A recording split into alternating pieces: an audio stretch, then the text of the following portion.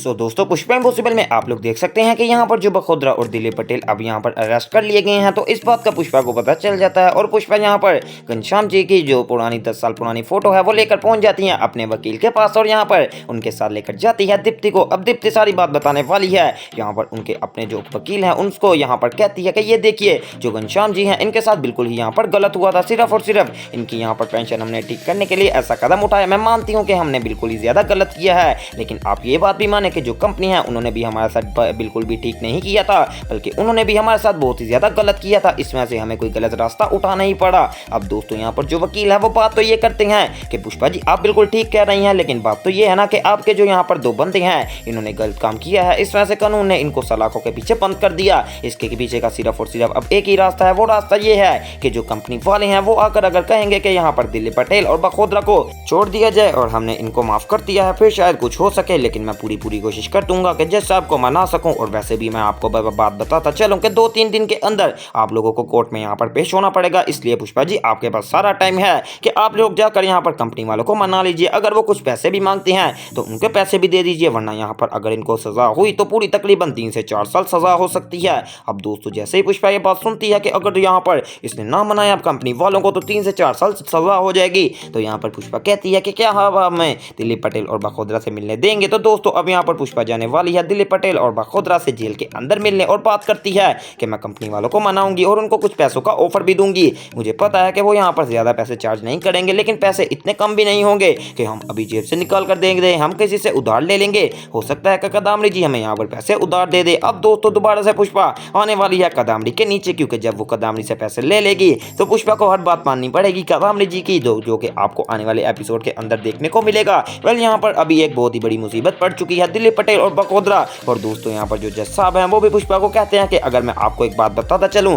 कि आप ऐसे ही कोर्ट में आ गए और यहाँ पर जो वो वकील वगैरह आपका है वो भी आपके साथ हुआ, लेकिन जो कंपनी वाले हैं उन्होंने यहाँ पर इसके खिलाफ बयान दे दिया, तो इनको यहाँ पर कोर्ट पूरी यहाँ पर 3 से 4 साल की सजा सुना देगा। इस वजह से पुष्पा जी आप अपनी पूरी मेहनत कीजिएगा और यहाँ पर पूरी कोशिश करके उनको मना लीजिएगा, जितने भी वो पैसे चाहें उनको दे दीजिएगा। अब दोस्तों पुष्पा यहाँ पर पूरा जुगाड़ करने वाले हैं आने वाले एपिसोड के अंदर, और हो सकता है कि पुष्पा को यहाँ पर वहां पर जाकर माफी भी मांगनी पड़े और उनके अगर पाँव में भी पड़ना पड़ेगा तो पुष्पा को तो पड़ना ही पड़ेगा, क्योंकि दिलीप पटेल और बखोद्रा सिर्फ और सिर्फ पुष्पा की वजह से यहाँ पर इतनी बड़ी मुसीबत में फंस चुके हैं। अब जैसा ही फैसला सुनाने वाले हैं कि आज से ठीक 3 दिन बाद यहाँ पर कोर्ट के अंदर सब लोग आ जाइएगा और दिलीप पटेल और बखोद्रा के केस के बारे में इन्वेस्टिगेशन की जाएगी। फिर जो भी मामला बनेगा उस हिसाब से इनको सजा भी दी जाएगी। अब दोस्तों देखते हैं कि पुष्पा अपना घोड़ा कितनी तेज भगा सकेगी और यहाँ पर दिलीप पटेल और बखोद्रा को कितनी जल्द बचा सकेगी, ये तो आपको आने वाले एपिसोड के अंदर पता चलेगा। दूसरी तरफ आप लोग देख सकते हैं कि यहाँ पर जो लोकल प्रोफेसर थे उन्होंने अपने एक स्टूडेंट के साथ यहाँ पर पुष्पा की डिबेट वगैरह करवानी थी, जिसमें उसके स्टूडेंट ने भी बोलना था और यहाँ पर पुष्पा ने भी आकर अपनी सच्चाई साबित करनी थी।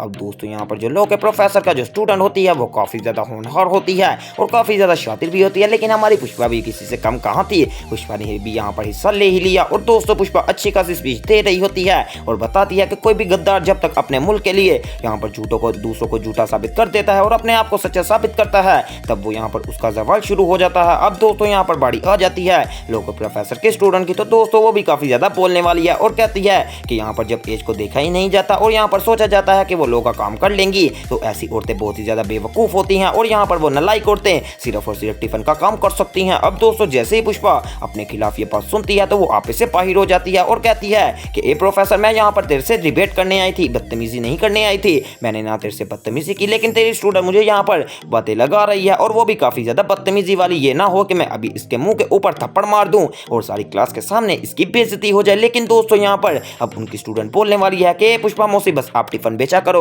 और यहाँ पर सबको टिफिन पहुंचाया करो, आपके बस की बात नहीं मेरे मुंह के ऊपर थप्पड़ मारना और साथ ही साथ यहाँ पर लोगों का कोर्स करना। अब दोस्तों पुष्पा की काफी ज्यादा बेइज्जती होने वाली है और आने वाले एपिसोड में हो सकता है कि पुष्पा इनसे बदला ले, जो कि देखना मिस मत कीजिएगा। और इस तरह की मजीद अपडेट सबसे पहले देखने के लिए मेरे चैनल स्पाइसी एंटरटेनमेंट को सब्सक्राइब करें।